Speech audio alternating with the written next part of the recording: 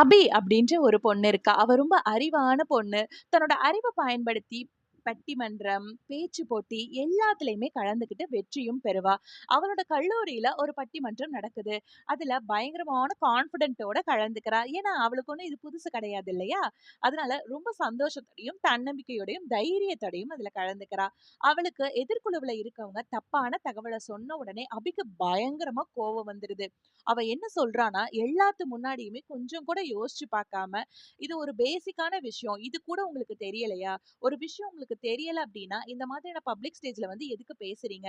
விக்கிபீடியால கூட இந்த மாதிரியான விஷயங்கள் எல்லாமே கிடைக்கும். பேசுறதுக்கு முன்னாடி தெளிவா ஒரு விஷயத்த பத்தி தெரிஞ்சுக்கிட்டு பேசுங்க அப்டின்னு சொல்லிட்டா.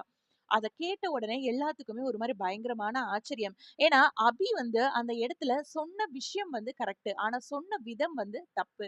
ஏன்னா யோசிச்சு பார்க்காம அபி அந்த இடத்துல வார்த்தைய விட்டுட்டா. அவ சொல்லி முடிச்ச உடனே அவளோட வாத்தியார் சொன்னாங்க, "அபி நீங்க சொன்ன விஷயம் சரி. ஆனா நீங்க சொன்ன விதம் வந்து ரொம்ப தப்பு.